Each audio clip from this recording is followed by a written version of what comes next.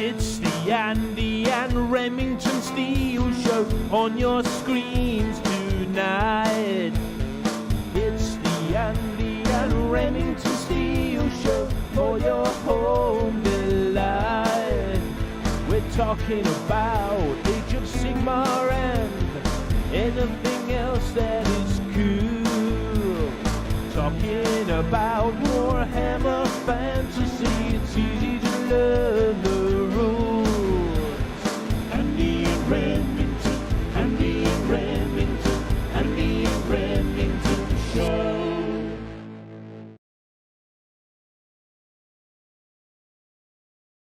Welcome one and all, it's time to yet another action-packed, spicy, sizzling edition of the Andy and Rem Show, episode 175 to be precise.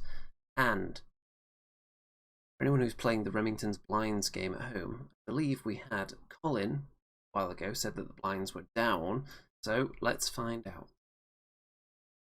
That is incorrect, the blinds are up. Remington is allowing the darkness into his heart.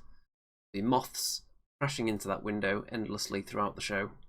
So anyone who's on moth watch, keep an eye on that window very carefully. So good evening, Mr. Remington, how are you? Hey Andy, are you alright? Nice to see you. I'm like exhausted. I haven't had time. I left the house at 6:30 in the morning, get to work, drive to Nottingham, come back. In-laws were around. Just literally had something to eat and upstairs. So yeah, I'm like a bit bezazzled at the minute. So yeah, just entertain me, Andy. Tell me what's happening in the Warhammer Well, world. it could be the most tired episode yet because I was up at 4:30 this morning.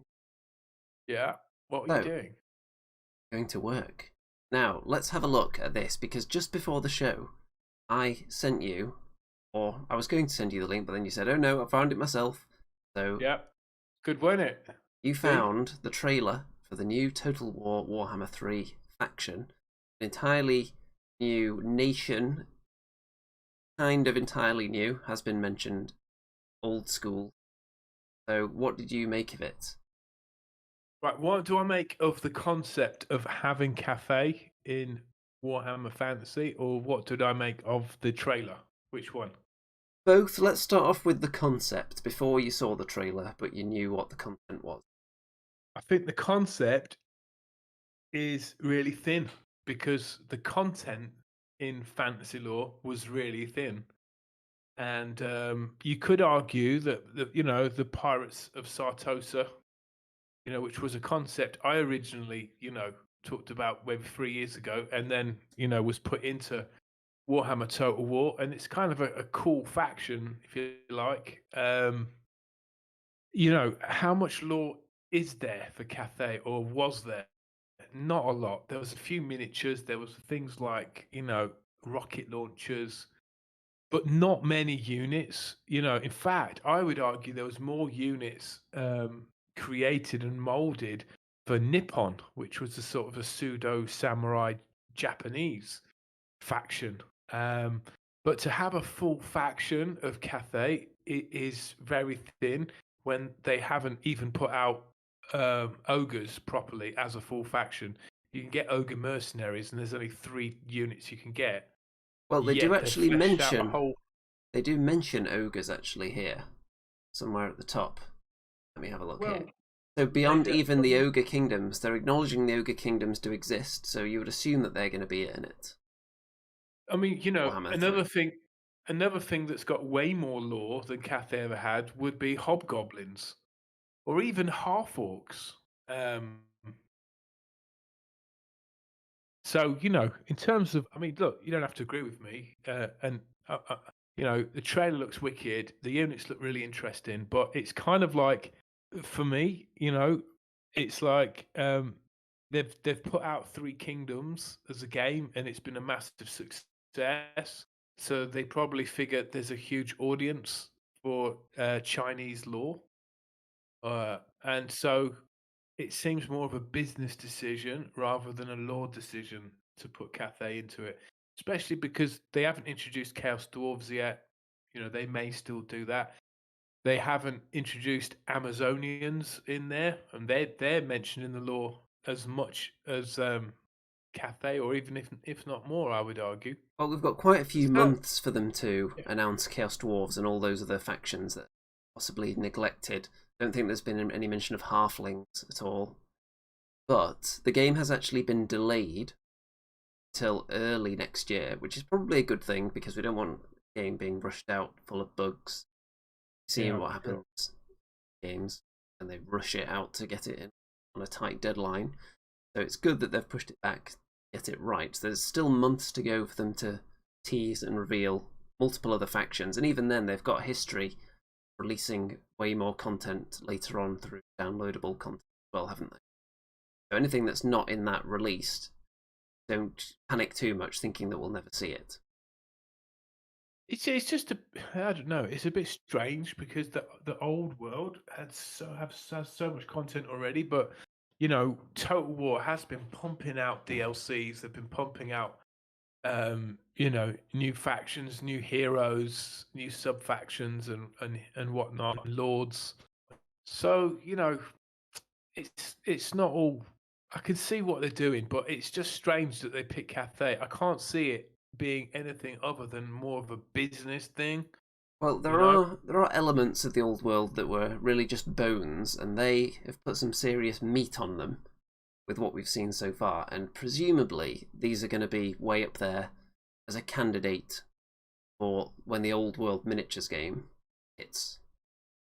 Any of these right? factions that are popping up that don't have an existing miniature range at all, surely there's got to be some thoughts going on there, because there's a video on Warhammer YouTube channel where they're talking to some of their design team, and they were heavily involved in this process of bringing this faction to the world. So you would Right. think that they've got one eye, or maybe more than one eye, on creating a miniature line based on this as What? So you think Games Workshop are releasing Cathay models? Is that what you're saying? well. We already know that Kislev coming to the old world miniatures game, don't we? Yeah. So why not Cathay as well? Um. It'd be Well, something new. No one could use their well, existing models. yes, this is true, but there are other companies that have a lot of Cathay-like models in them. So it's like it's not, you know, would Games Workshop still have their IP on that? Eyes. You know? Can you see Stu me? says amazing trailer. We Yeah. can't see you at the moment, we can just hear you. And we can see a That's tiny alright. little picture of you, middle of a field, it looks like. Stu says, Oh. amazing trailer, really cool to see Cathay realised after hearing tales and whispers of it for so long in the old world. And Alexander says, yeah, they actually did announce that it will be a faction for the old world. They did. So there you go. Okay. Oh, there you go. That's some news. Do you From want what some I other saw, it hot wasn't news? spelled out that clearly, but apparently it has been. Do you want some of the hot news I've heard? I've got 2 bits of news. Is this Off actually you. hot news, or is it your news like you had last week? So let's turn this into Remington's hot tip, actually, because it could just be terrible news that we already know. So, yeah. No, not everyone knows everything. Remington's hot Thank tip. you. Yeah, you're going to see a new Stormcast book coming out very soon, and also Orruk War Clans. Is it? That's This is coming your out. news, is it? I saw pictures of that. That looks like it's brand new. This is the Remington Yeah. breaking news. You got your ear to the ground, your finger on the pulse, and this is what you've come back with.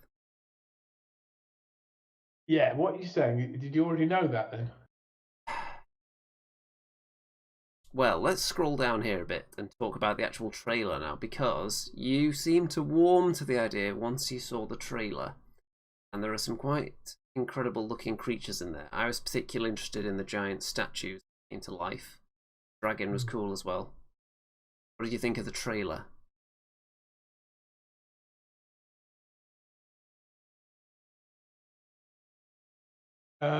Yeah, it looked wicked. What I liked especially was the Zinchian demons. They looked pretty cool, you know, the flying demons, and then you had blue horrors and pink horrors coming out, and you had Zeech Greater Demon, big bird. It looked kind of cool, man. The two-headed one, is that the special named Could creator be, demon? could be. Yeah. So, if this wasn't your idea of an ideal Total War Warhammer 3 faction, what would you like to see that isn't a Well, distinct miniature line? what would I like to have seen? Yeah, factions who Um, have maybe been mentioned in the past but haven't been touched on in a while. it's difficult. I can see the quandary they were in, but you know, the obvious ones are still ogres, right? And chaos dwarves. And then, you know, with chaos dwarves you've got hobgoblins, you've got the original black orcs. Um, you know, there's way more lore in all of that and connecting stories with the old world than there is with Cathay. But having said that, if you go east and you go to the Ogre Kingdoms, they did have interactions with Cathay according to the law. So it just seems weird that a video game is now pushing the storyline more than Games Workshop did. Don't you think that's odd? Stu says, I think it was Kairos Fateweaver in the trailer. Yeah. So there you go. It's exciting. Obviously, we're both going to be playing it. Oh, And obviously I'm going to be playing it. Of course I am. which faction are you looking forward to trying out immediately Ooh. as soon as it launches? Who are you going to be Well, jumping straight on? last couple of months I've been back on the dwarf tip and I've been playing with the master runesmith himself. What's his name? Um, oh, God, what's his name? Do you know what? I got this show. My mind goes completely blank. You had the model, didn't you? The Master Not Thorgrim. Runesmith, Thoric. Yeah, Thoric Ironbrow. But you don't get his assistant, Scraggy. But Well, there I you never go. painted But that yeah, I've bit of been it anyway. enjoying Thoric. I've been playing it on very hard difficulty, and it's become actually very easy now. What are your So tricks? What are your top tips then? They're absolutely don't annihilating the very hard difficulty. don't be patient and don't expand too early, and don't build too many armies too early. So you can build a quite a fortified small kingdom, and then you suddenly expand out and make use of friendly factions and make trade partnerships, and don't make too many enemies too early on. Yeah, that works really well when That's you're what's playing as the vampire counts and just everyone around you just really wants to be your friend. Dwarves, the Empire, Bretonians, everybody loves vampire counts. that is hard. That is hard. Vampire Like counts. anytime you go into a meeting for diplomacy with any of them, the dwarf will just be like, "Who brought this scum in here?" Yeah, I mean, Like you don't start off trade negotiations like that, do you? And expect it to go well. no. You see, the problem with Total War Warhammer 2 is that it's mainly based around Ulthuan, Araby, or what really is America, right? The New World, and once you're into it for a bit, you kind of miss the old world, and you can't get there unless you're playing the full monster campaign, which can probably go on forever. So you kind of miss fighting against the factions of the old world, so to speak. And it kind of gets a bit boring just fighting against Tomb Kings, Lizard Men, and Dark Elves. If you're the dwarves, so and there's a few tricks of the trade when you're fighting undead armies. Really snipe out the main characters in the army and Cannon the rest of the army necromancers off. will, Is that what will you're saying? crumble. Yeah, so that if you're dwarves, especially potent because you've got your cannons, you got your organ gun. Once you start getting organ guns, it gets ridiculous because those things just dish out so much damage. It's a lot of fun. So in the later game, I think it's been a problem in all the Warhammer that was once you get to a certain stage in the game where you can get all the different types of units, you really do. It becomes almost impossible to lose. Well, I think it's like that in all the Total Wars, really. There comes a point where you've got so many armies rampaging all the way around the world, and the only annoyance is when you have a rebellion, one of your areas that you don't have massive armies in. It's more of like a mosquito. It's landed on you rather than anything else. And it's impossible to fail once you have an empire that takes over most of the world in any of the games. So it's tempting to play the super long campaigns, but it might be wiser from a fun point of view to set a limit and have just an objective that you meet at the end rather than trying to cover every single tiny little country. Yeah, I mean, it was counterbalanced in the first game somewhat because sort of Archaon was coming, and they kind of start destroying everything before them. And in Total War Warhammer 2, you've got a time limit because the Vortex campaign, but the Thorek campaign, you're not really part of the Vortex itself at all. So there's no kind of top clock ticking, so to speak. But the only faction I've not played with is the Skaven. I've not played with them because they disgust me. They disgust you. I've always found it really annoying going up against the Skaven and being ambushed when you don't feel like it should be an ambush because of their special rules. Yeah, I actually like that. You like being ambushed? Yeah. So all your organ guns are just marching in a straight line down the middle of a road, and then all these rats swarm out from the trees. It's great. It's great fun. It does make you think on your feet. The thrill of that game is when you are fighting against the odds.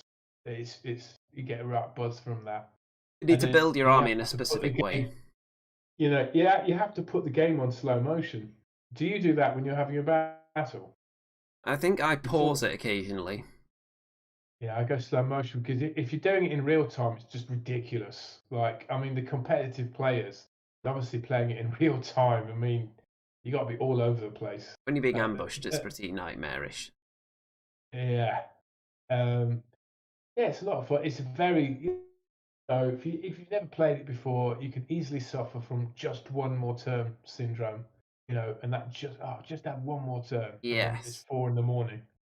So they're clever with that as well. The point at which the game saves is before you do battles, isn't it? Yeah. So after you obviously don't want to end just before you have the big battle. So then you have the big battle, but then you have to play out another turn and then hit next again. And then what if there's another battle? It just keeps going. Absolutely. I'll never forget the thrill, though, of first playing with dwarves and then getting a message saying, you have to send one of your heroes up and make contact with a lost dwarven tribe in the Northern Waste. And each turn, I would send my character up and it'd be discovering new parts of the old world that I've never seen before, except read about in books. And it was a real buzz, man. That so of course, yeah. If the people would be interested at all in any kind of Total War Warhammer content channel, maybe an Andy and Rem campaign, although I don't know how difficult it would be if you're already annihilating very hard mode and that's without an Andy ally in there. So you could do a legendary mode. Well, we could do a 2-player legendary mode, trying to team up to take on all the horrors that would bring. If people would be interested in that, then let us know in the chat. Okay, let's leap into this, because the pre-orders have been up for a few days now. The Auric Warclans and the Stormcast Eternals, as you broke in your Remington's breaking news earlier, hot off the presses. Exactly as predicted. There you go, hot off the press there. So I have actually pre-ordered the Battle Tome and the Stormcast War Scrolls. Have you pre-ordered anything? No, because I've still got a pile of grey plastic that you dumped on me. I'm still trying to paint up. I've resisted the urge to order any models yet, because I've got so many already to paint. But it remains to be seen how long that I can hold that temptation at bay. I didn't order any of the new dice yet either, despite the temptation for that. Well, so not these ones I've been eyeing up. These. Now I'm kind of disappointed that they're 16mm, the big fat dice, not 12mm. Because my issue with 16mm is that the amount you can comfortably fit in your hand and roll onto a table without destroying all the models on the table is limited. Whereas 12mm, fair point. 12mm dice, which they do have, I think the ones they give out in the starter boxes, not this new one that didn't have any dice in it, but usually those are like 12 or 14mm, a little bit smaller than the big duty ones. So I would have liked these in 12mm with these symbols, but I'm still probably going to get some eventually because they look cool. And I haven't ordered a chariot or a Knight Judicator yet. I was pondering the chariot, but I thought, you know what, I want to clear everything I'm surrounded by first. I just finished painting some things that I'm going to show you pictures of later on, and then I'm going to move on to this guy, Lord Imperatant, for the Stormcast. That's the only Stormcast model I'm doing imminently. And then I'm also going to be painting some Caradron Overlords to get a usable force out of them. I've partly assembled some of the models already. Oh, so how was that? It was pretty easy because I've already assembled some of them before and then sold them. Right, so, okay. Not too difficult at all. And looking forward to getting those on the table. So I've been watching a dedicated Caradron Overlords YouTube channel actually for all the juicy info on how to actually build the models, because you get so many options. And I'm glad I did. I'm watching the Ethercast channel, I think it's called. There are a load of videos on there like how to build your Runstock Thunders. Because obviously back in the day, I built them all with ether cannons as soon as they came out and then sold them all, and then a week later that was then illegal.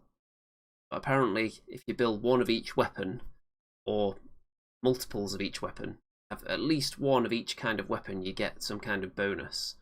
So even if one weapon's better than the rest, you want to get a variety in there. So does it not I've been make doing the my shooting research. phases really long? Probably. Right. But okay, it's got bonuses. So what are the disadvantages of Caradron compared to Stormcast then? Probably close combat, I imagine. Yeah, you've only got one wound on most models, right? The Arcanauts have only got one wound. Other stuff has 2 wounds, but definitely you've got more 1 wound models than Cast.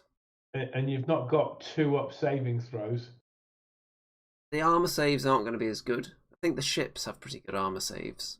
You just look in the book that I've got right here. Here's a question for you: if you've got some warriors in one of your ships and I destroy the ship, do they all die? They don't automatically die, as far as I'm aware, but I think they can die. They're inside it. The same as if you've garrisoned a building that gets destroyed. I think you can die. But... yeah. Okay. Well, is there any new stuff, Andy? Because we did see this stuff. Well, the problem is they teased like the next 3 months worth of releases all at the same time and then delayed the release for some. So we've already seen a load of dragons that aren't even on here yet. Yeah. So we're still waiting to see those, and that might be something that I can't hold off on, although my wallet will probably tell me not to give in to temptation. And obviously all these are coming out, or the dragons are coming out a couple of weeks after my birthday. Nice. I wonder if, in a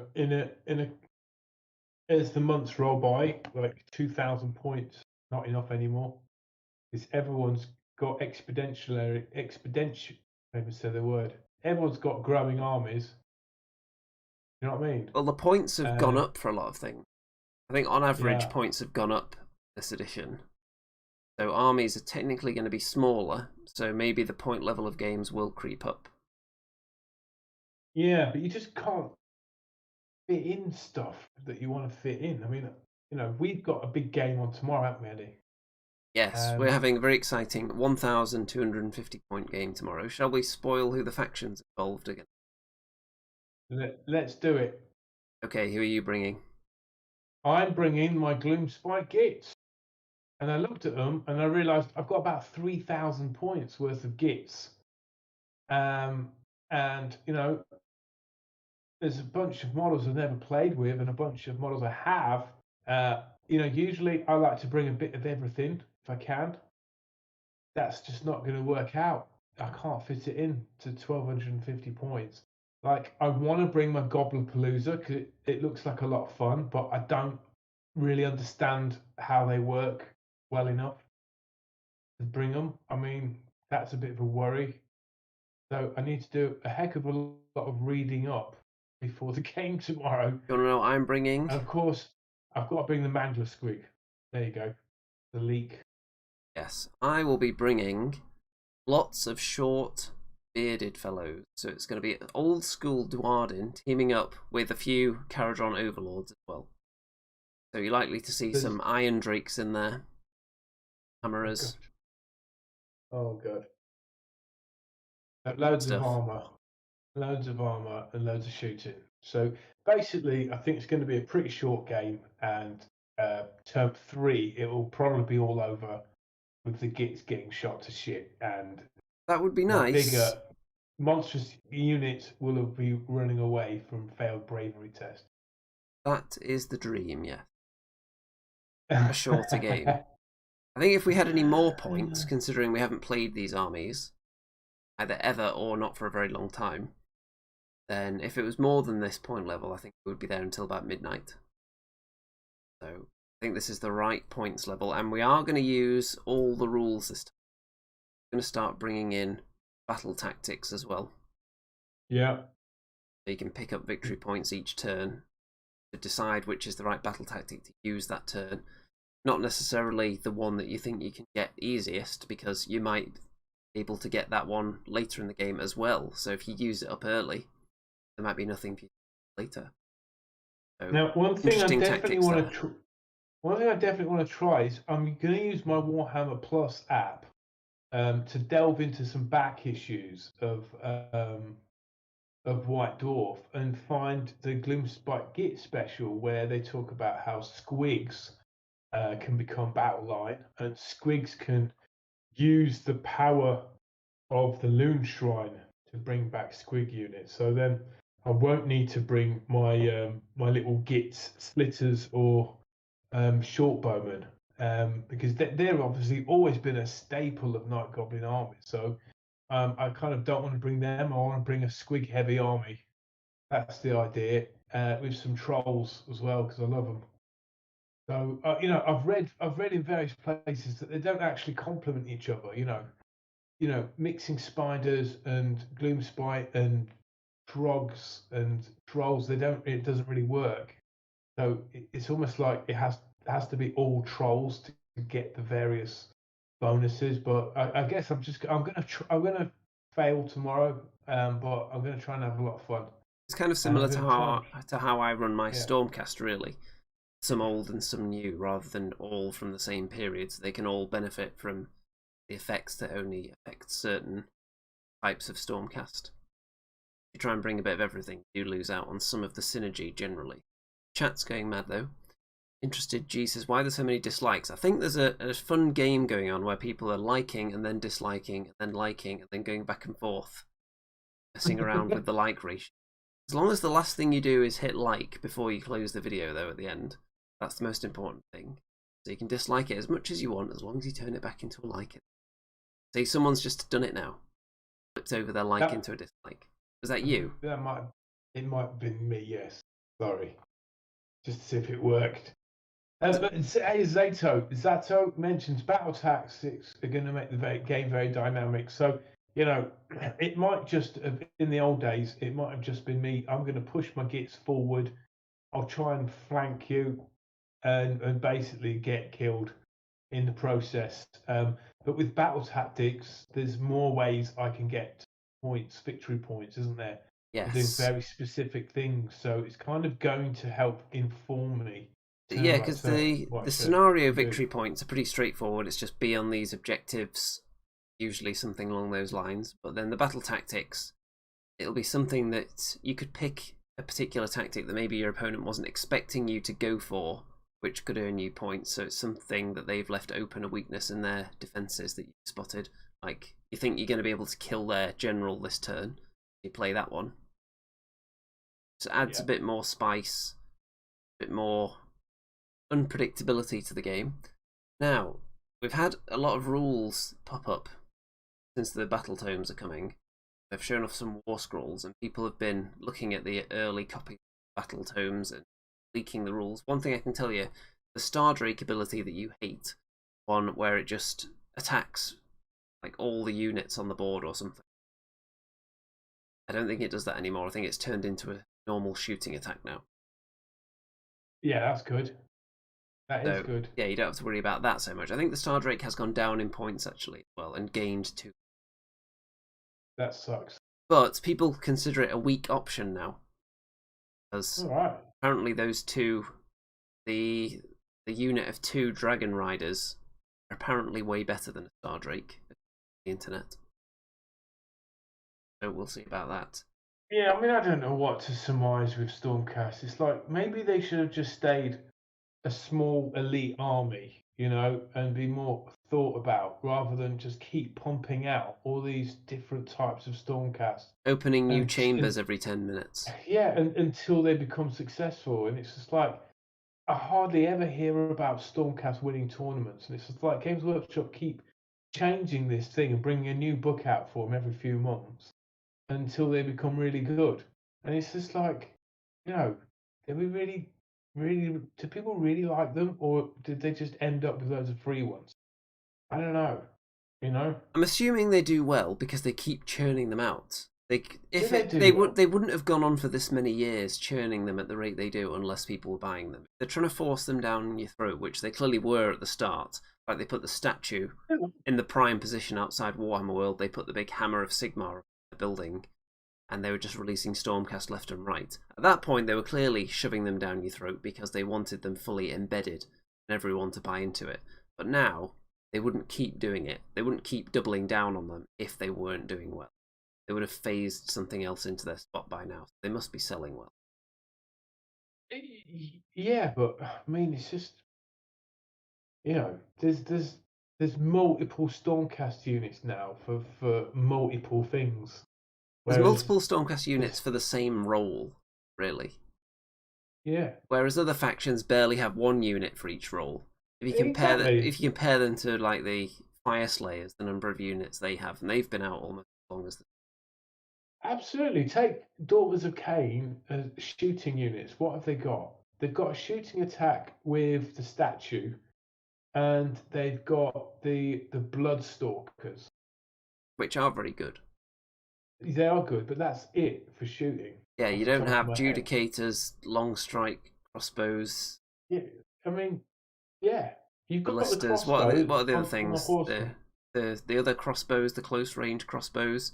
The Knight Judicator, the Knight Venator's got a bow.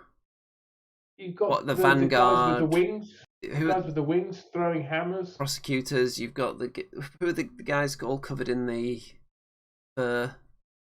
There's some shooter units there. Yeah, there's just a ton of different.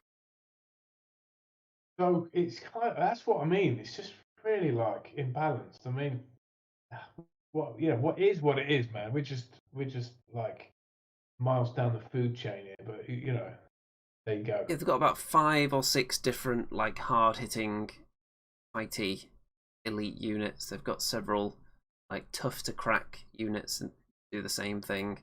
They're about to get. They've already had 2 dragon units. They're about to get a big pile of more of them. So I would like to see the other factions get some attention.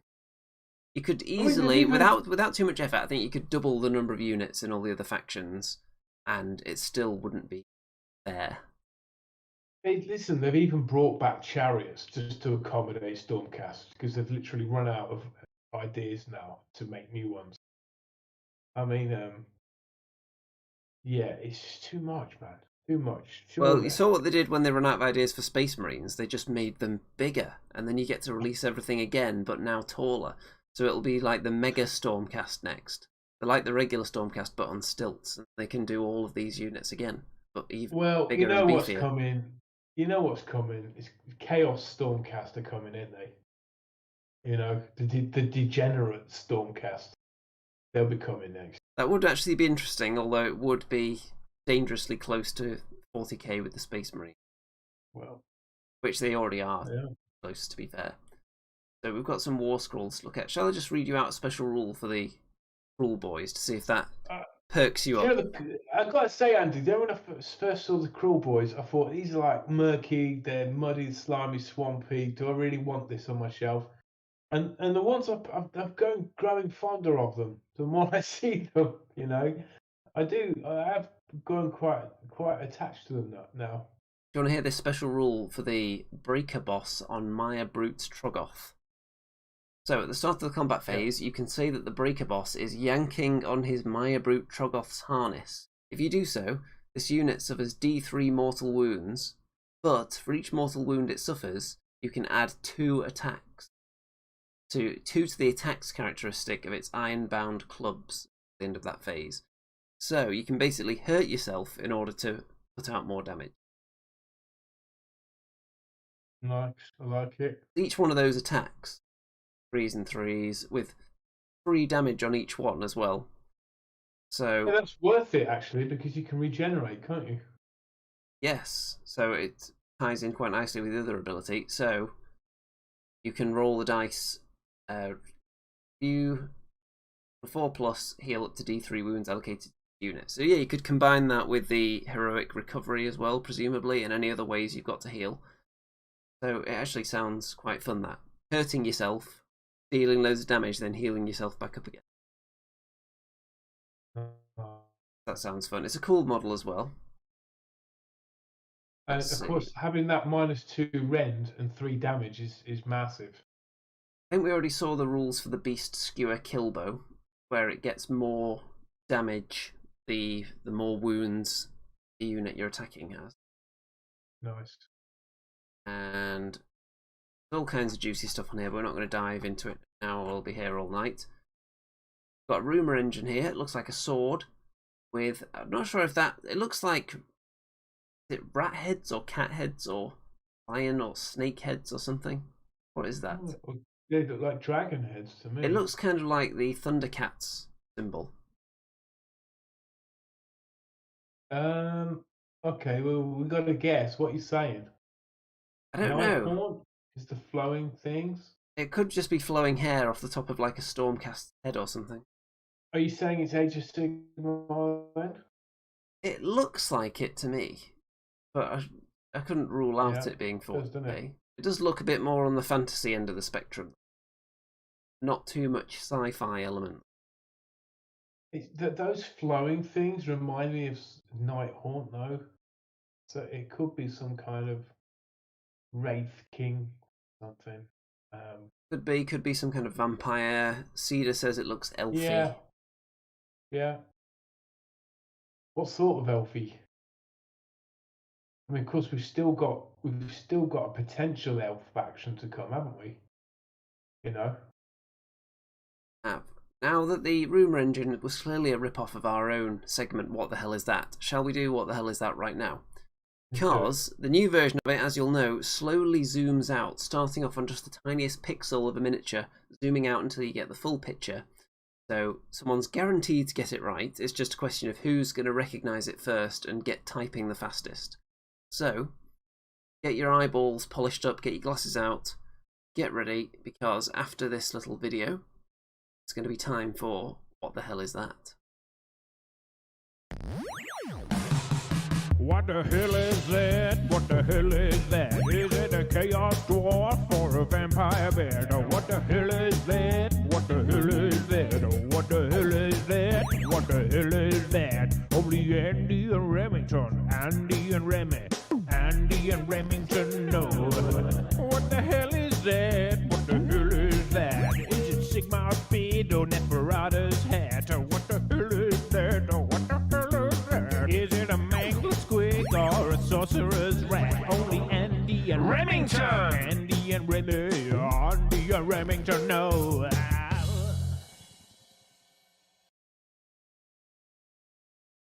Here we go. So, everybody, prepare yourself. It's time for... Here we go. What the hell is that? Tell me what this is as fast as you can. Yeah, we're zooming out very slowly. Going to be the quickest on the draw here. Interesting. It looks like a head with horns. I'm going to ban Remington from guessing now. Somebody's going to get this any second. It's getting pretty obvious. Come on, who's the fastest at typing? Oh, God. Oh, go Stu Gibson. I'm kind of disappointed that it got all the way to zoomed out and you could see like 5 of them before someone got it. Stu Gibson rolls a 6, and so does Cedar Kudakan. Hello. And so does Alexander. Well done, guys. You all got it right. It was a unit of adjudicators. Although how they do that motion wearing full plate armor, I've no idea. It's Sigmar's magic bestowed upon them from the heavens. They've got elastic armor. It's impossible to do that movement. Yes. Now, let's have a look at this. This will be of no interest to Rem whatsoever, but there was a new edition of Dead Zone announced, just because my wallet thought it was a little bit safe. That's good. Then, obviously, I've played a lot of Dead Zone. I don't necessarily need the full starter box because I've got so much terrain already, but it is worth looking at the terrain that comes in this. And let's have a look at the... I think this is the mega deal. 3rd edition terrain bundle, £135. Getting started bundle, £125. So let's look at this mega bundle with the extra terrain as well. So Andy, quick question. Do you have to paint that terrain? Yes. You do. So, the thing with Dead Zone, it's always been in very ruined environment. And with this terrain, you can actually make it look a bit more recently lived in. So it's got like shop fronts and posters and looks like a kind of futuristic cash machine there. Combined with the old terrain. So it's future planet Earth and it's future zombies. Lots of planets, all the different races are out there, Right. and certain planets have an infection on them that turns things to plague-like. Well, relevant for our time. And then different factions fight over those planets that are considered dead zones because they've pretty much been abandoned by civilization. Who's defending the remnants of civilization? Have we got just men in suits there? I think pretty much the enforcers are probably the closest thing to the regular humanity. I think these guys are, I think the GCPS, I think they're called, the ones that you're going to get in this starter box. They're kind of, I think they're humans, but maybe a bit more corporate. If I've got that correct, I'm not sure. Look into it, but you also get the Beermen starter box, rat people, sci-fi rats. Right. And I mostly play the Plague. That's a bit of a plague-looking dude there. So Is it nasty? I'm definitely going to get the new rule book, obviously, because I want to play it. And I don't think I really need the starter set. It does come. I don't know if this regular starter comes with it, but I think you can buy separately a new like mouse mat material mat for it. But I think I've already got 3 different ones, so I don't really need that. I've got a whole Being cupboard an full of terrain. being an ambassador for Mountic, and winning so many of their competitions or having podium finishes, do you think you might get sent some of this stuff to try out? At the moment, I have no idea. No, and We shall see. is there are there like competitions for Dead Zone? I have been to lots of Dead Zone tournaments. I've got Yeah. one. So you can actually see it hanging up here on the stream there. This is the medal that I got from the one Dead Zone tournament that I actually won. And then over here, just out of camera shot, let me see if I can angle it in a bit. No. But I also won the Best Terrain Award. But that was a different event, I think. Best Terrain Award. But I also got 3rd place in the UK, like the UK big yearly massive Dead Zone tournament. Biggest one of the year. Most important one. I finished 3rd in that one years ago. So that was nice. So you had the groupies all around you at the end, did you? That's how that works. People who win wargaming events are just swamped by fans. So, Dead Zone version 3 coming, more stuff to spend money on. Me and others. And speaking of me, what's this we're looking at on the screen right here? Could that be Bad Squiddo miniatures there? Wow. Bad Squiddo Games Winter Soviets from the Kickstarter that I've painted in record time. Andy, you've been really busy. These look great. So let's look at various pictures here. That's a full army, is it? You could play that as an army.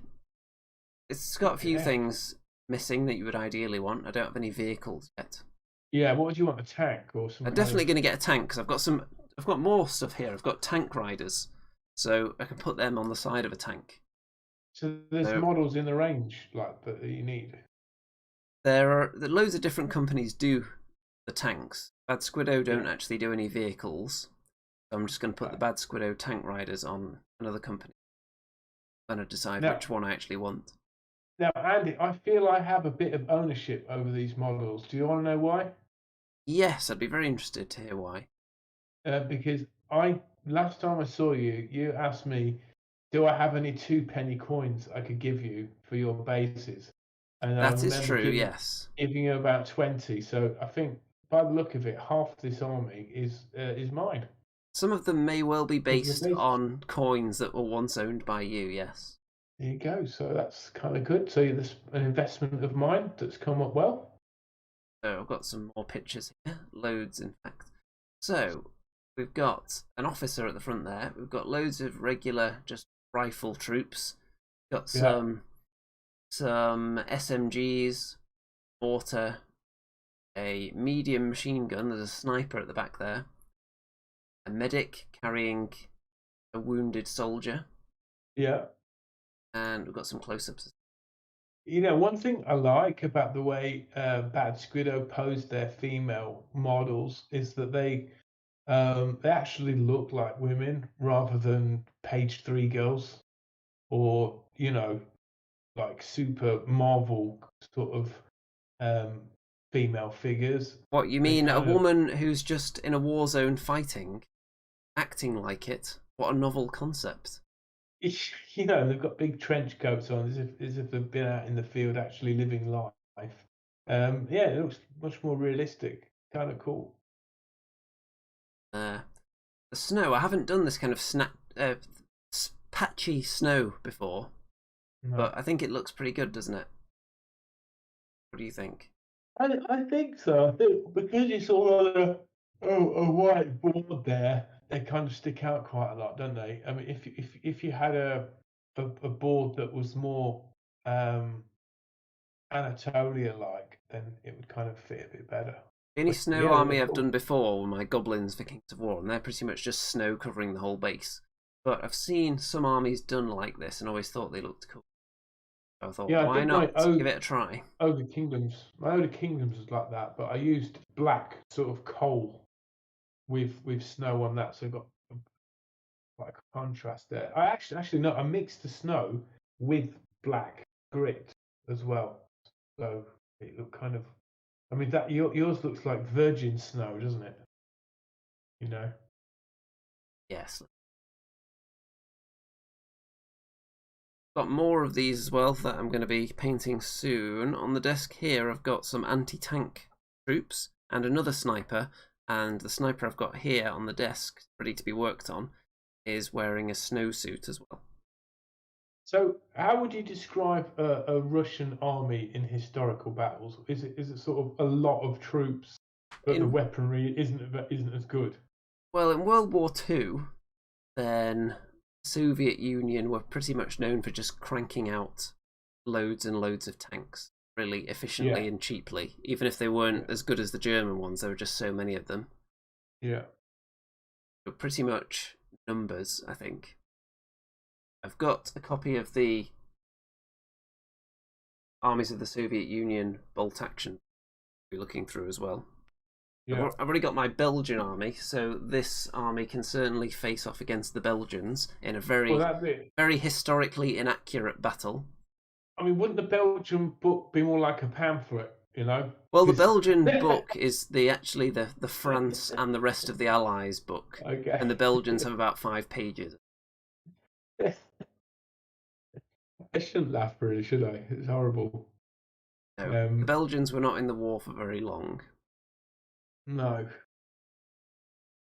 Well, not as a full nation of fighting force. There were Belgian soldiers still fighting for some of the other nations throughout, I believe. So, yeah, you didn't want to be a Belgian in the Second World War, I don't think. You didn't want to be a Belgian leading up to the Second World War when you saw that France had this massive defence line built, and then they just stopped at Belgium. Almost like they really wanted, if there was going to be a war, they really wanted it to be fought in Belgium rather than in France. I mean, can you imagine? 20 years the French were building this Maginot Line, and the amount of money they must have poured into, underground defences, overground gun turrets, a sequence of passages getting from, one place to another, a whole train system, actually, if I'm not mistaken, to get supplies to this line separating France and Germany. And come the Second World War, the Blitzkrieg, they just flew over it. Went round through Belgium. You know what I mean? Well, France just thought that it was gonna, if there was going to be an invasion, they would get into Belgium, get bogged down again, everyone would start digging trenches, and it'd just be like the First World War, but in Belgium, so it's okay because it's not in France. That didn't really work out very well. I mean, one thing in defense of the Soviet army was that in Britain, we were kind of brought up to think that we won the war, like the British won the war. And that wasn't true at all. The British just didn't lose. It was the Soviets who really turned the tide, and probably the Americans as well. But on the Eastern Front, it was definitely the resurgence of Stalin rallying the Soviet Union, the motherland, into reclaiming, with a bit of help from the weather, by the way. Which isn't exactly a surprise. No. There's always going to be a bit of snow. No, but if it wasn't for the Soviets, then who knows what the outcome would have been because of the how much resources Hitler put into the Eastern Front, which may have been directed into the Western Front. Who knows? If it wasn't for the Soviets, but who knows? Who was to know that Stalin would turn out to be possibly even worse than Hitler in some ways. But it's okay because he was on our side. That's how it works. For a bit. Yes. So, we've got another picture here. This was submitted to the Discord server, Feeder.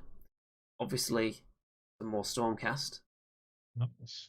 And these are It's the Pride Chamber. these castigators, these ones? With the like liberators, but they have robes. And their hammers are a bit pointier. I think that's what they are. Looking good though. Yeah, I'm not sure about them weapons. I've seen them, but I've not really noticed them before. They're quite strange, aren't they? They're like clubs, aren't they? Like maces / Sequitors, axes. that's it. Sequitors.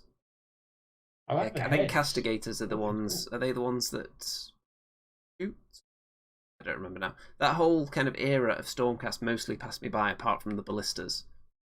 Yeah. That was all I was amassing during that time period. Not surprising. Nice. Which is why I ended up with 3. So, what are you working on at the moment? I'm painting 8 more hobgrots, and then I will have painted 20. So more than halfway through my hobgrots. I've got a Cruel Boys Shaman to paint, and then I've got 10 of the sort of Cruel Boy Sword and Shield Warriors to paint, and then I've painted all of the start set for Cruel Boys. So many minis, not enough time, man.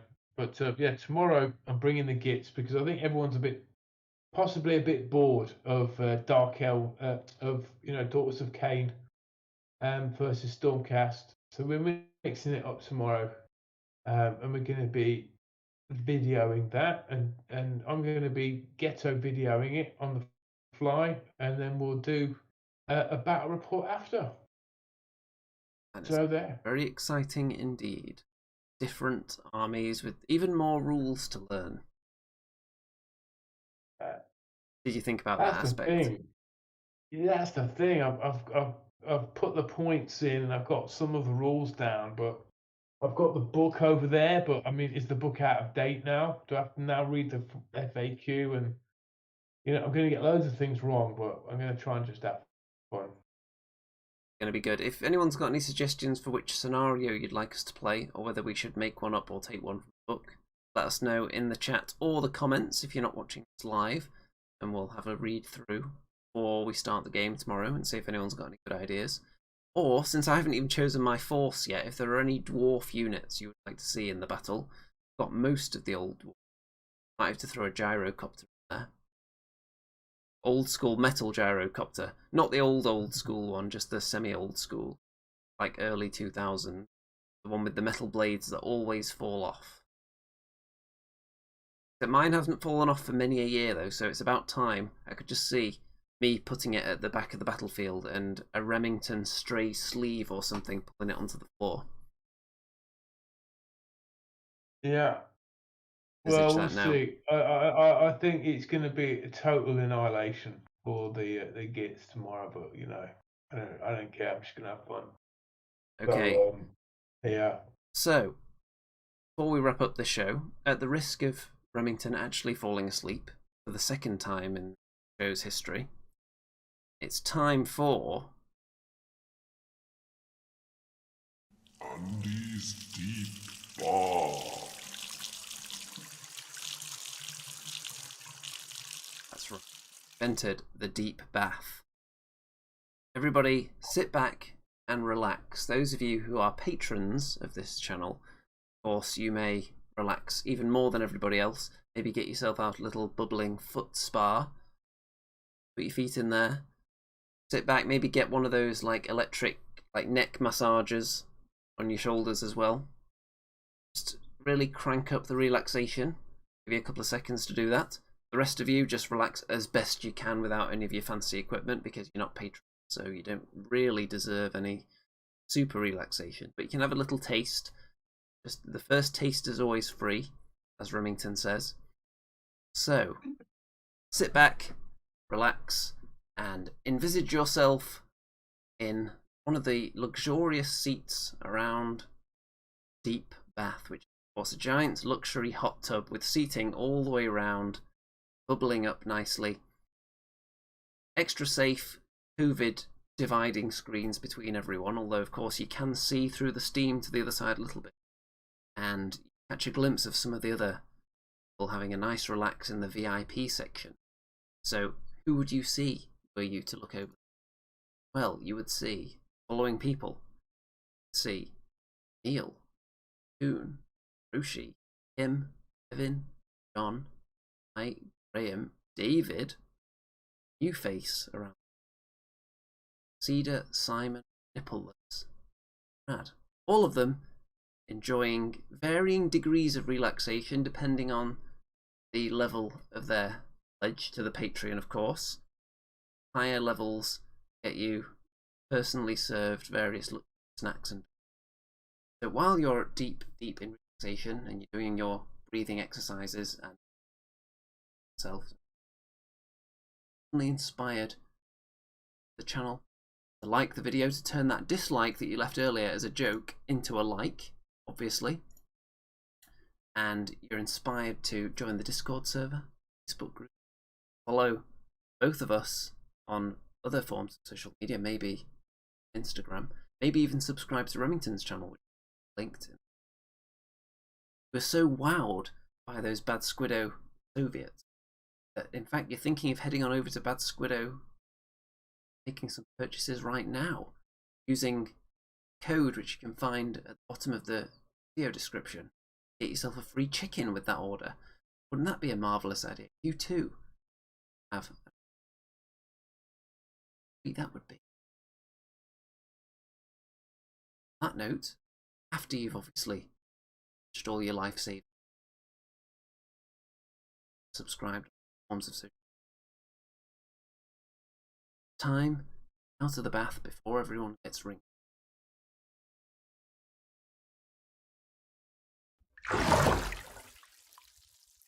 Safely out, dry off, and of course, maybe get the old hairdryer, or just drip dry. What's your preferred drying method, Mr. Remington? Air dry. Outside. Nature. But no moths, or flies, or wasps, or That's dog's mess. very specific, your drying routine then. Yeah, it is. I think you need a bit of background music when you do the deep bath, Andy. What kind of background music? Just sort of new age kind of, you know. Why don't you record something and send it to me, and then we can also give that to the lovely patrons as well. So the patrons get a deep bath to listen to at any point where you. That would be a really good idea, actually. More content created by you. Money. Yeah, people give money to me so that they get content made by you. It's a pretty sweet arrangement, I think. See, you are a good businessman. Hey, I've got a bit of news for you, actually. If my news about the new Stormcast book and the new Orc War Clans wasn't hot enough, you're going to love this one. Because through my work, I have been invited on a VIP trip to Warlord Games. Very exciting. In a couple of weeks' time for some kind of games day or open day at Warlord Games. Have you heard about it? That sounds like something that's very exciting indeed. So is it worth going?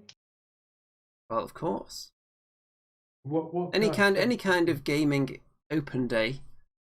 I get a free ticket because I'm going to my college where I work, and I think I get a free miniature, and it's like this sort of captain, sort of 18th century sort of British Empire captain. That seems like something you'd want to sink your fangs into. Obviously, I'm playing Bolt Action soon with these new miniatures that I've just got painted. So is it like Warhammer World? Is it like you go in and there's there's a scale really. You've got Warhammer World at one end of the spectrum where it's just this massive thing with a giant pub in there as well, endless gaming tables. And then as you go down in the company size, you get to like your Mantics and Warlords, then it's not quite as spectacular. But those companies that I've just named there do have full on-site shop. And I think when you get even lower than that, then you start getting to companies that don't actually have their own shop that you can walk into. So you're at the level where there is a shop, but don't expect a Bugman's bar in there. No, say. but the actual building itself looks kind of cool. It looks like a sort of a futuristic bowling alley at the front. Futuristic bowling alley. Yeah, kind of like a dome kind of thing. You know, like when you go to like Hollywood Bowl or some kind of. No, can you show everyone a picture maybe? Look at this. The likes have surpassed the dislikes. We must be doing something right. I think everyone's waiting for the show to finish before they hit the like button. They were having. Change my dislike to a like. There you I go. should hope so too. Have you seen who we've got in the chat here? We've Oh, got who's this? The Joey Berry. the Joey Berry, the legendary Warhammer YouTube community member turned Total War Warhammer Supremo. Let's get you. Oh, hold on. She's Total War. Are you going to get told off talking about Warhammer 3, or is that a good thing? I don't know. Obviously, I think that's top-notch branding and exposure. Well, if you think about think about the tiny franchise that Total War Warhammer is, and then on a platform like this show, which currently has 12 live viewers, that's putting it out there into the stratosphere in terms of exposure. Big time, man. Big time show. We used to get thousands of viewers. What went wrong? I think what went wrong was that we took about 3 years off from making shows. Well, life happens, ladies and gentlemen. You know, maybe not for Andy, but it did for me. Life happens for all of us, and apparently Joey approves Warhammer 3 content. So yeah, now I'm actually thinking that we didn't watch the start of this video because I were you saying some not? Well, you did turn it round though. You only had a mini rant about the choice of faction, and then once you saw the trailer and we talked about it a bit, you were won over, weren't you? It looks. Oh my god, they're having a row. Who? Your next door neighbours? Yeah. Okay. Oh wow. I mean,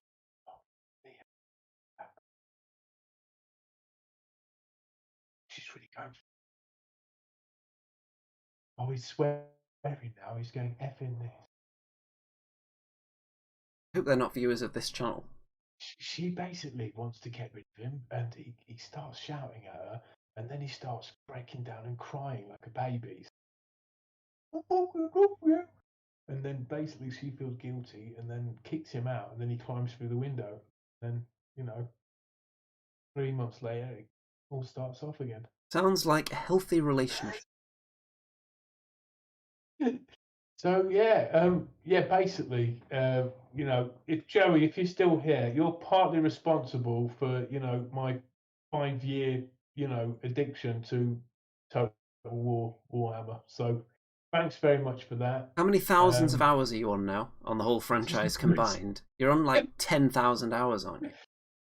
Just ridiculous, man. But yeah, it's awesome. It was always my dream, to be able to have a video game that could emulate Warhammer, because I never got the chance to play as much of the real life game as I wanted to until I met you, Andy. So I thought my dreams of playing endless hours of Total War Warhammer were ruined because when I first started playing it a few years ago, it was giving me really bad headaches, and I stopped playing it for a while, and then I got back into it and thought I'm going to actually find out specifically what part of the game is giving me a headache and see if I can do anything about it. And you know what it was? It was when the computer has its turn and it like zooms around showing you all the enemy movement. It was just that bit. So I just disabled that. And then it was fine and I can just play it without a headache. It was because it was zooming around so much and with motion sickness. Oh, I don't mind that. I mean, I'm a multitasker, so I like to see what's going on everywhere, as quick as possible. It's all good. But just to round it off, we've got Joey. What's your favourite faction, and what's your favourite unit, or one of the favourites? My favourite faction? Are you talking about Total War Warhammer now? Obviously. Well, obviously dwarves. Yeah. How could it not be dwarves? And my favourite unit, I'm tempted. I really like the kind of spiritual, like ethereal ancestors. That's cool, man. Actually, yeah, that is something that's really cool. I love about those. You don't get that in the real game, in the the tabletop, do you? So that's kind of a cool thing. Really like those. Belagar Ironhammers, obviously, total legend in my book. Iron Drakes, organ guns, all the things that you hate, probably. I want to know, Joey, if if you're still there, what would be really cool bonus material is, the voice actors that did Young Drakes, and it would be really cool to see them doing the voice acting. It'd be kind of fun, right? Because the dwarves have such cool accents. I wonder how long it Like took to get Yorkshiremen, the don't perfect take of Iron Drakes. they? They must have It locked was them in a what? booth for hours. Do you know the dwarf engineer? If you click him long enough, right, he starts singing a little song. Have you ever noticed that? I haven't I'll clicked him that take much.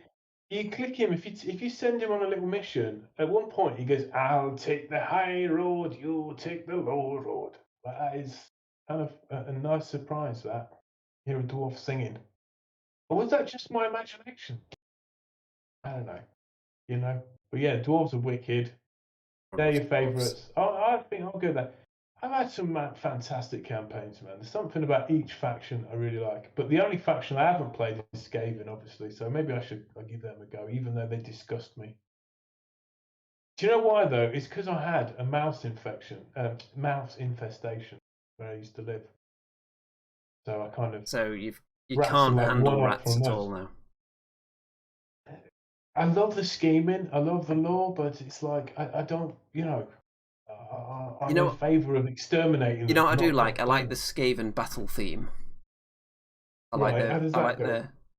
It's like dun dun dun dun dun dun dun dun dun dun dun, like that sort of thing.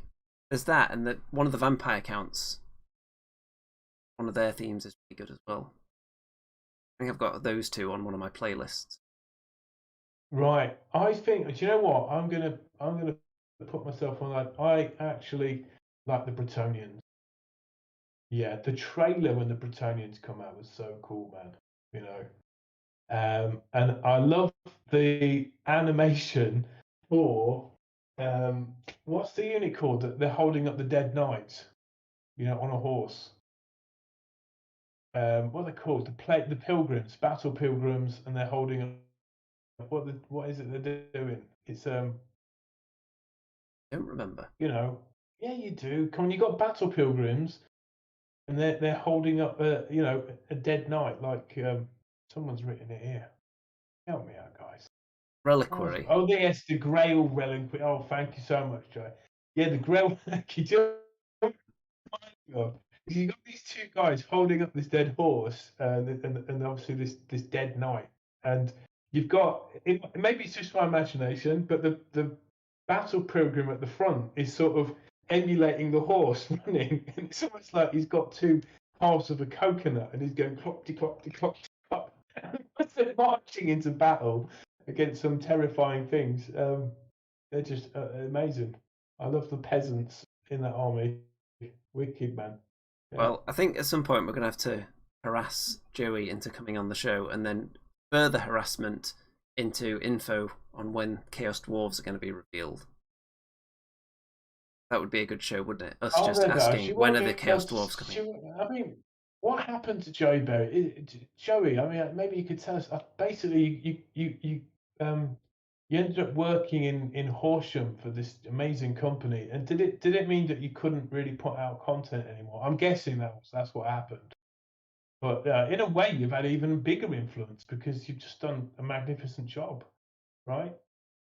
So there, awesome, man. And what happens after Total War Warhammer 3, right? What happens then? I mean, is that it? Love to know. Would there be like an Age of Sigmar game? Where can you take it next? What would you like to see, Andy? Well, You after know? 3, assuming that all the factions we want get squeezed in there, either initially or through extra content later on. So, Chaos Dwarves, what else? Ogres, Halflings. If they don't have Halflings, obviously they can't stop. Maybe Total War, Warhammer, The Moot, and just have a Halfling game. I would go in for that. Oh, come on. Bring on the halflings, man. Joey, make it happen for us. Come on, because Games Workshop ain't gonna do it. Let's have a halfling faction. They're so awesome. Just look at some of the alternative Warhammer fantasy armies. There's loads of books, loads of editions you can get, and they're really well written. there's some just beautiful ideas for figures there. And of course, you've got the classic halfling hot pot. You've got swan riders. You've got little scouty dog riders. You've got the comedy halflings on the ponies, and if you roll a 6, they fall off because they're not really natural horsemen. By the way, Well, speaking of halflings, someone right, was asking me, I think it was on Discord earlier, asking me right. when I'm going to get you to play Kings of War with your halflings now that they have halfling rules out. Yeah, I'm ready, dude. I've got like 100 halflings, Maybe we could do that all next time painted, after all this in massive. AOS game. That'd be fun. You'd have to explain to me the rules, but Well, I do recall obviously. last time I played you, I did beat you, and you are one of the UK's champions. So I'm fairly proud of that record. I'm 1-0 with that. But halflings. Of course, you've got the chefs. You've got the women folk halflings. It'll be such fun. So that's my tip. Now I've said it, perhaps it will happen. Now that I we've can, said it, and we've got yeah, obviously a very influential figure watching at the moment, so that's going to filter through to the rest of the company, and if they hadn't started working on halflings already, then surely by tomorrow they'll be pot deep in those halflings. yeah. Joey will Concepts be being there conjured up. in the weekly meeting, and she'll be like, you know what? I was listening to these two guys last night, like stalwarts of the Warhammer Fantasy / Age of Sigmar community, and they just brought to my attention that halflings would be a great faction. I mean, where they're located as well will be pretty funny because they've got the undead, you've got the goblins, you've got the orcs, kind of maraudering away. You'd have to Um, contend with the Chaos uh, Invasion as well. Chaos Invasion, yeah, but okay. Fundamentally, Andy, here's the problem: is that how would they ever compete with some of the actual real world cruel armies out there? This gentle farm folk. Well, How the fact can they're so gentle, you would obviously have to befriend the Empire, wouldn't you? right now? If I'm not mistaken, I think an elect account gifts the halflings with a steam tank called Old Bertha in the lore. So the halflings do have access to some sort of steam tank. Right, what else? Hot pots. Hot pot. I mean, come on, can Stew really save the old world? Yes, that would Archaon be gets my a hot answer to that. pot plastered on his head. That would be amazing, wouldn't it? Yeah, so, and then when the halflings are brought up in that creative assembly meeting, I'm pretty sure everyone is going to stand up and there's going to be a round of applause. And then they're all going to head off to their workstations and start sketching up, programming in the halflings. So they should be ready within a few weeks. Of course, halflings are sort of love the wood elves, don't they? They're like this magical, wonderful folk. So perhaps they could form some kind of alliance. And halflings have got their own regiments of renown as well, Hmm? obviously, and they've got their own archer prowess ability of their own, and slings. They're naturally good at throwing things, right? You've got the halfling cavalry where they sit on each other's shoulders, right? I would accept as a kind of a backup, I would accept halfling regiments of renown. So a hot pot, Lumpin Croup and his halfling archers. Yeah. So a few regiments of renown for the halflings, and I would probably accept that. That would appease me for a while, I think. Oh, but come on, a full faction. A full It's gonna be faction is so obviously much the fun, dream, man. but a Yeah. taste would be enough for now. Do you know what? If it's too big a dream, too wild. Did I ever tell you about flipping? I don't know, 4 years ago, 5 years ago. I was, in the doldrums of my old job, teaching in a secondary school, and the job came up at Creative Assembly, and I wish I'd gone for it and I had more confidence in applying for it. But it was a job as it was a sound, basically a sound engineer, someone that can record the voice actors and then put those voice samples into the program that they were using. And that's my real regret. I didn't go for that job and have that confidence. Also would mean moving out of Leicester and moving down south, which is you know, Obviously a it would nightmare. be a big, yeah, but I think that would have been like an amazing adventure to do that. You know, like I've had a different path for me. I ended up touring with my band and getting record deals, but I think as a sort of a proper job that's still in the realms of what I love, that would have been ideal, man. But I remember it was like a 2 game contract, so I'm assuming that would have been Warhammer 2 and Warhammer 3. So at the time, I was thinking, well, you know, what happens after that then? You know, is that it?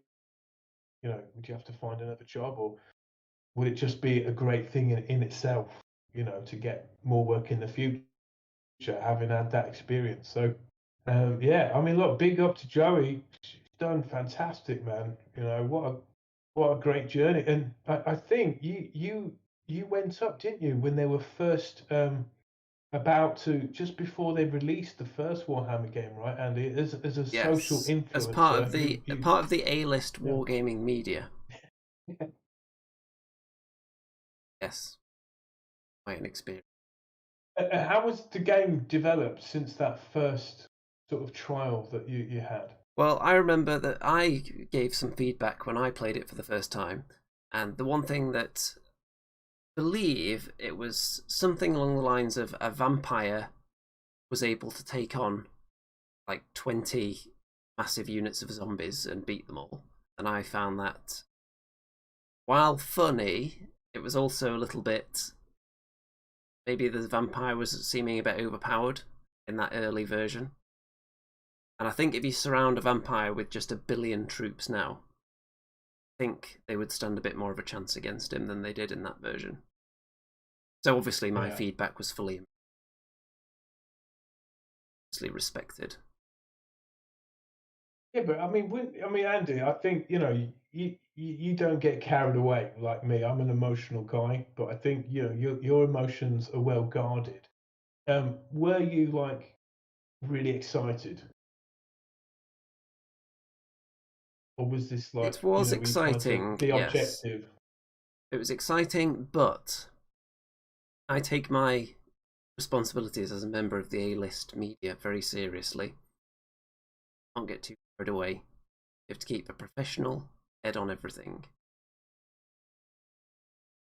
Yeah, I think that's where you and me differ, because I'd be going absolutely mental. I'd be absolutely loving it, you know. But there you are. Maybe that's why, you know, you are where you are. Well, we'll You're on top there, harass and I'm Joey just into below coming you. on the show. We'll prepare a list of questions that she won't be allowed That is to so answer, cool. and that'll fill a couple of hours, won't it? I'd love that, man. I hope you could do it, Jay. Obviously, you know, you've got a really busy schedule and whatnot, but yeah, we'd be really blessed to have you on. Maybe you could convert me into a Cathay loving wargamer and tell me why they're so cool, and that would be wicked. Also, I noticed that in the chat, another community legend, Dead Gamer, popped up a few minutes ago as well. Hello there. God, Dead Gamer, all the way from California. He's a heroic firefighter, by the way. You know, he's one of life's true heroes out there, putting his guts and life on the line out there to keep people safe. And his videos are awesome. So big up to you, Dead Gamer, man. Hope you're doing good, and I hope you're enjoying the battles that me and Andy are finally doing. And I'm gonna try and get the win for you, man, tomorrow. We'll see about that. So there. Well, yeah, you know, if anyone's got any tactical of... advice for Remington and his Gloomspite gits for tomorrow, then drop it in the comments. You've not got long to give him the advice because the game is tomorrow. If you want him to fully absorb it, you better be quickly right there on your keyboard. And Joey has said that he will come on the show at some point. Oh my God, that's massive news. That's phenomenal. We're back to having A-lister guests on. You know, I mean, I've been propping up the show for years now, Andy. You know, so it'd be good to have someone to give you some we help. did have a couple of guests lined up a few weeks ago, but one of them stopped responding, and I don't know what's happened to the other one. So they obviously seen the dislikes that we get. Do you want to quickly go through my list very quickly, Andy? Because I'm that guy. That's go on then. Let's hear about it. All right, I'm currently 90 points over what I should have. But there Well, you of go. course you are, because I've it's a got Remington list. I've got a loot boss on Mangler Squigs, which is like amazing. I've got a Madcap Shaman, just so I can do a spell or two, which will be absolutely useless against Andy's, you know, Andy does. He'll just invent loads of rules on the spot. I've got Mollog. I'm going to use Mollog as well. That'll be fun. Big old troll. I've got some Stabbers. I've got Boingrot Bounders. I've got a Fairwater Trogoffs. I've got a Squig Herd and a Loon Shrine. And that's it. And I think I might ditch the Stabbers. So yeah, it doesn't look like you know, a world-beating army. It doesn't read like one, but I think it's going to be quite a comedy battle, that one. I'm going to bring hopefully my coolest looking dwarves, and then I'll see what they actually do when I look at their rules afterwards. So maybe the Anvil of Doom will make it in there, because I think that looks pretty cool. What? You can't use that? Is that still a thing? Why wouldn't the Anvil of Doom still be a Oh, thing? Jesus Christ! Because you're just gonna recite some rules where like my whole army suffers D6 mortal wounds. If they don't have any rules for the each actual unit or Anvil of something. Doom, it'll at least be a Rune Lord. Well, I'm going to top that, and I'm going to bring some endless spells. So there, and they're going to cause devastation to you. Well, just make sure you don't go over the points limit. You want to tack on an extra 15 points onto the point limit now, just to give you that cushion that you always need. 15 or 50? 15. Okay. Because you always come in 15 points over whatever we set the limit as. Okay. Well, you have to have exactly 20 or 10 in a unit, and not 15. You used to be able to sort of add one extra soldier for like 2-3 points, right? Not anymore. Really? So it's harder to hit the perfect round numbers now when you're building. That's why things like endless spells are pretty good, because you can just throw one in if you've got an extra points left over at the end. You don't have any units that are that cheap. Yeah, endless spells are a joke, man. You have to roll to see if they go off. The other person can probably unbind it. So you just paid these points for something that might not even happen. It's silly. I think endless spells should be like a genie in a bottle, Well, it's funny you should say that, actually, because the Caradron Overlords can apparently have an endless spell that they can release from a bottle, because they don't have casters. That automatically goes off. So in fact they're better than wizards. I need to look into that. I haven't even got them painted yet. Don't panic. I won't. What's this image we're seeing here? It looks like one of those old, those terracotta. Yes, figures. it's a terracotta. What's the actual term they use for it? Terracotta sentinel statue that can come to life to defend the city. So yeah, that was in the trailer. I think it actually got killed in the trailer by the Greater Demon of Tzeentch. Big magic blast. As it should. That was one of my favourite parts of the trailer there. Yeah, the Tzeentch stuff looked wicked, man. It looked really cool. Kairos Fate Weaver. Would you ride to work on a disc of Tzeentch if you had a chance? Yeah, I'd love to fly. I wouldn't, unless I had a helmet, because otherwise you'd just be getting flies in your face, wouldn't you? Not if you wore goggles, Andy. If Tzeentch provides goggles, then maybe. He might give you multiple eyes, so it wouldn't matter if one went in your eye, because you'd have like 50 more all around your face. Is that why demons are so weird and have different numbers of body parts in case a fly lands on one of them? There's this film in the 80s called The Society, I think. Society. Some of you longbeards might know what I'm talking about, right? But it's a film called Society, and the weirdest film I ever saw. But basically, at the end of it, all these people turn into these really strange Slaneshi contortions, and people's bodies meld together in sort of weird gender-bending ways. It's the weirdest thing. That's what, the great demons remind me of. Is the film Society. I don't know what that. Then, on that note, I think it's time to wrap up this episode. It's been quite a lengthy one, actually. to drag this out?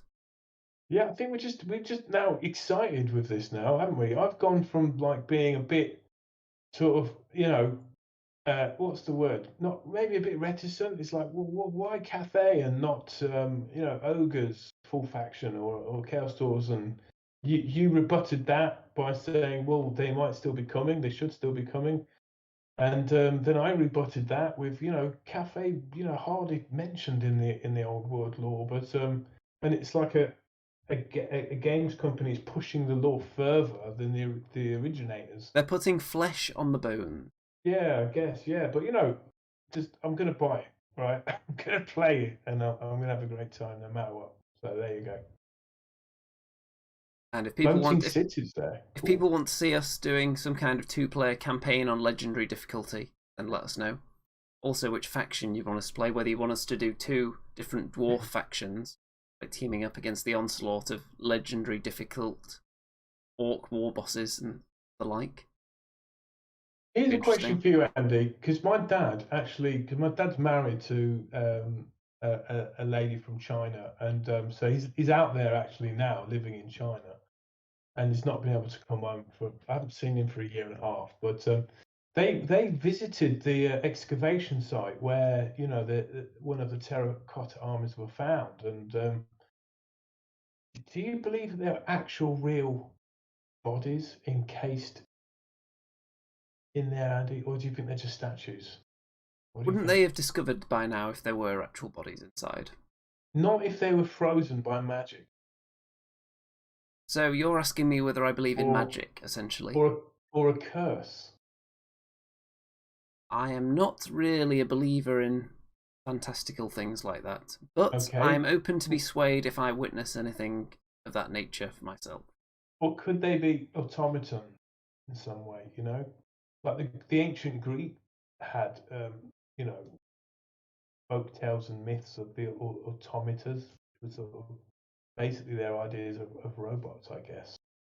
So, it's a bit weird how you had that in ancient Greece and then you had that in China.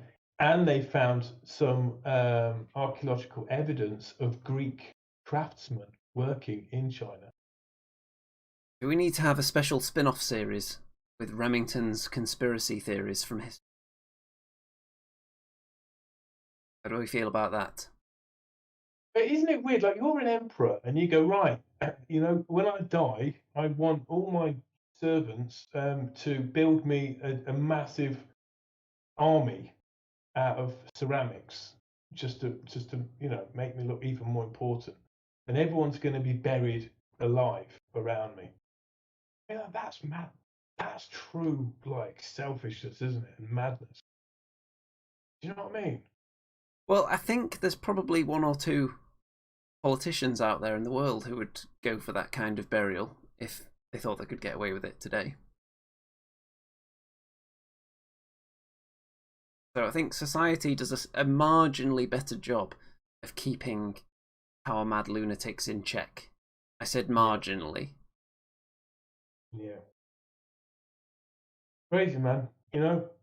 Buy some Bitcoin. That's what I say. But there you go. That's just Well, that's Remington's advice.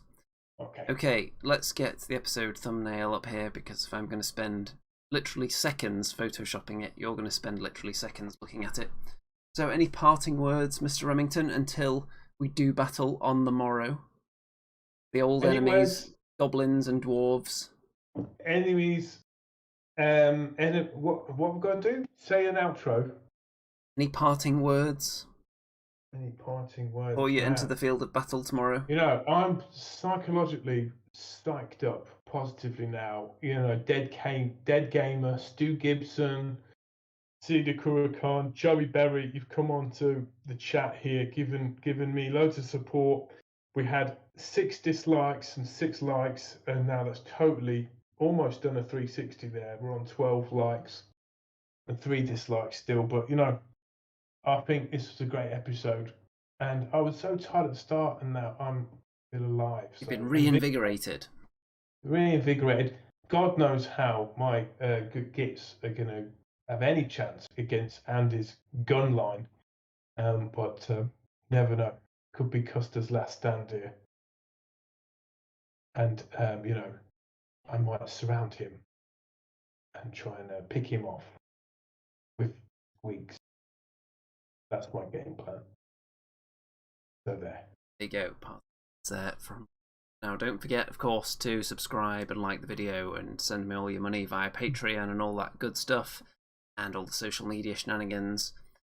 And with that, don't forget to keep your eyes peeled for the battle report. Tomorrow's game coming soon, and next week's show, obviously, and battle reports for other game systems in the very near future. And two things remain to be said. First of all, the catchphrase that may catch on one day if Mrs. Remington has her way. What you seek is seeking you. And finally, the outro phrase that we know and love. Good night out there, whatever you are.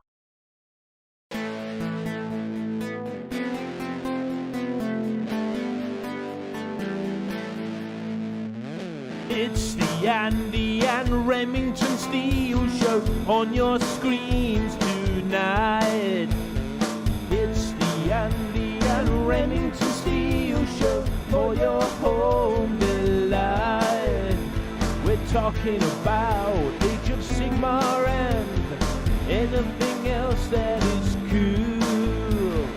Talking about Warhammer Fantasy. It's